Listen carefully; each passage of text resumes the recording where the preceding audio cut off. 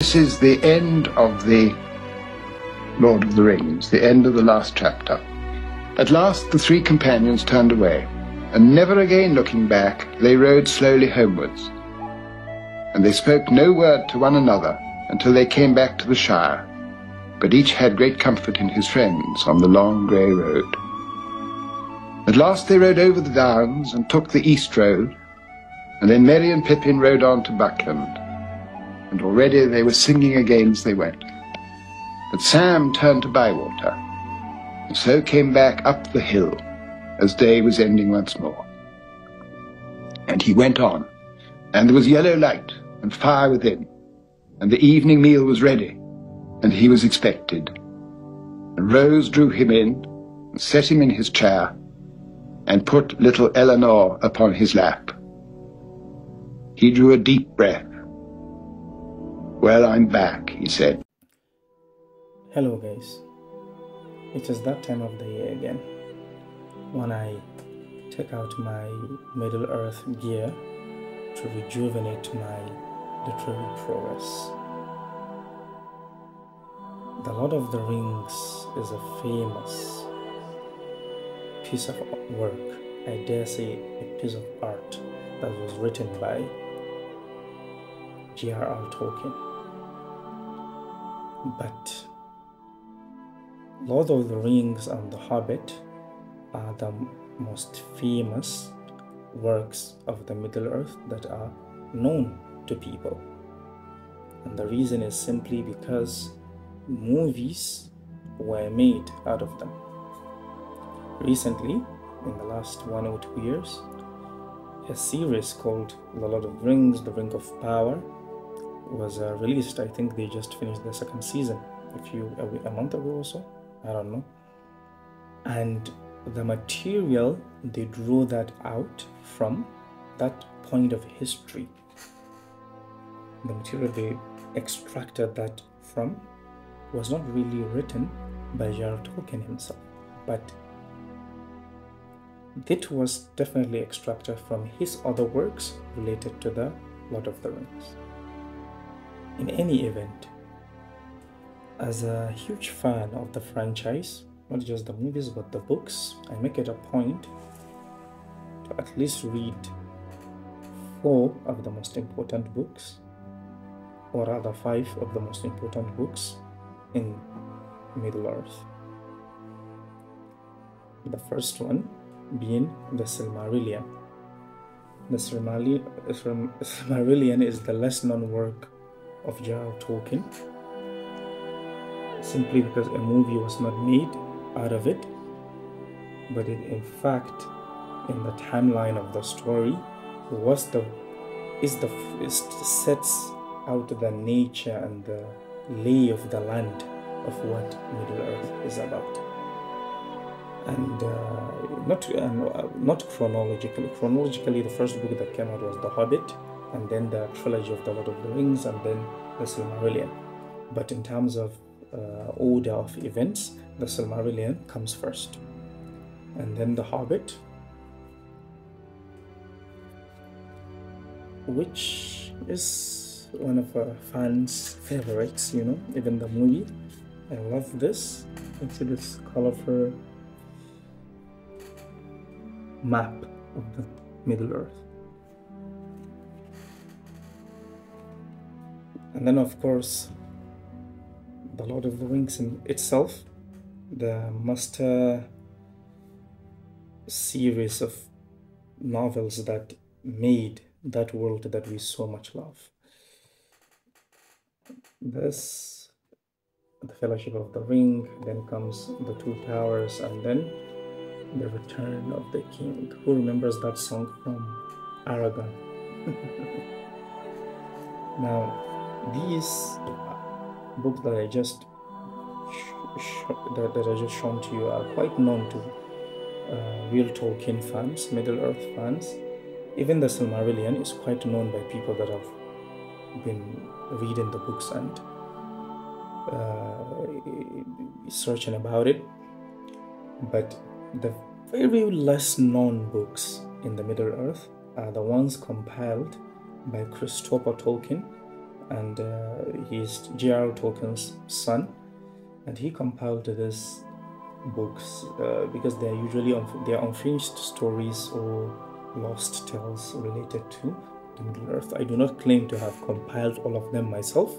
I'd like to have the whole collection, but these are some of them. Like, I only have 2 anyway, extra ones. The Book of Lost Tales by J.R.R. Tolkien, compiled by Christopher Tolkien, I'm sure.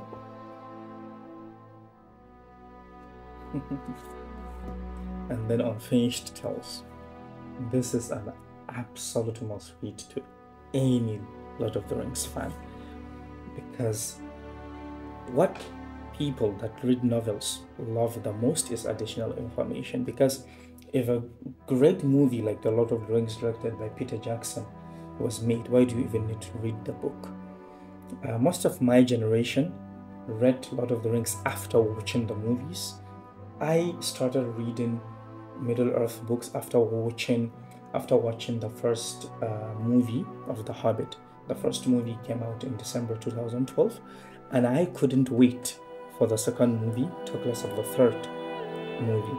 So what did I do? I just decided to read the book, and I read it on a mobile phone, on a BlackBerry, in fact. The phone didn't even belong to me anyway, but I still read The Hobbit at the time. And since I read the whole book, and then I started to read The Lord of the Rings, and I became a big fan of the whole shebang. So, but this Unfinished Tales, it gives you what you are looking for in novels, essentially. It's additional information about scenes and chapters you have already read in the book. So you find them inside these books, these short unfinished stories. You get extra information that adds more clarity to why Tolkien shaped these chapters the way he did. But why do I love reading this book so much? Why is it my favorite? Several people have different reasons for why they love these books, okay? But for me, the primary reason I love the Middle-earth story is simply because of what it represents in terms of resilience, persistence, a people that are trying to escape evil, a people that are essentially trying to... If you look at Frodo, whether you have watched the movie or read the books, you will see that Frodo and Samwise Gamgee, Frodo Baggins and Samwise Gamgee, they were essentially trying to... They sacrificed everything, living in their comfort zone of Hobbiton in the Shire, where they had whatever they needed. There was no conflict, no violence, except for the little gossips that's always there with hobbits, especially Lobelia Sackville Bagginses, as Baggins rather. So why did they opt to go on this terrible journey? In fact, not terrific for us that read and watched, but it's terrible. It was horrific. Essentially, they faced death and everything. If you read The Hobbit, it's the same for Bilbo Baggins, who came before Frodo Baggins and passed literally the baton of the Ring of Power to Frodo. Why are they so essential? It's in this scene that took place between Gandalf and Lady Galadriel. Why the halfling? I do not know. Saruman believes that it is only a great power that can hold evil in check. But that is not what I have found. I found it is the small things, everyday deeds of ordinary folk that keeps the darkness at bay. Simple acts of kindness and love. Why Bilbo Baggins? Perhaps it is because I'm afraid. It gives me courage. What this shows you, by the way, this took place in Rivendell, Lord Elrond's kingdom, Elvish kingdom, essentially. And what this tells us is that when there is great evil at work, great power that's oppressive, suppressive, and abusive, insulting, and whatnot, the people that consider themselves powerless, the people that are they consider themselves and are considered powerless and incapable of bringing about change, can actually make the difference.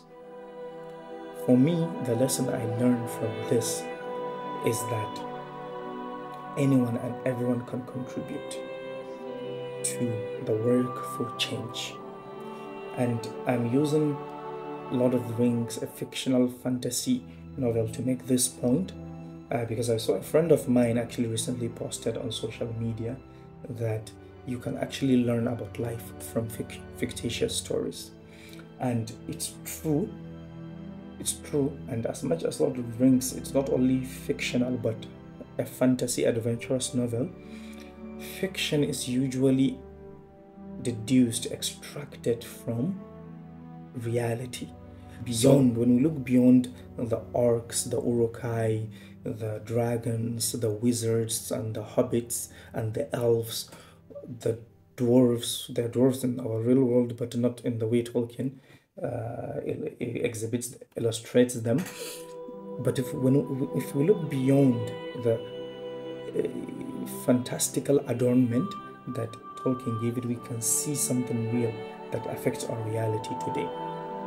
When we look at the people in Gaza, the people in Sudan, the people in Kashmir, wherever you look to see that there are oppressed people in those areas, wherever you look to see, you will see that it resembles the world that Tolkien built. And essentially what I'm trying to do here is to encourage us and motivate us into contributing to the work for change, no matter how little impact it's going to have. It's more than nothing. It could be the factor that made a difference. Thank you for watching, and I hope this helps. Anyway, I'm going to dive in. But before that, yeah, some nice videos from Middle-earth fans. Bye-bye. What has roots, as nobody sees, is taller than trees. Up, up it goes, and yet never grows.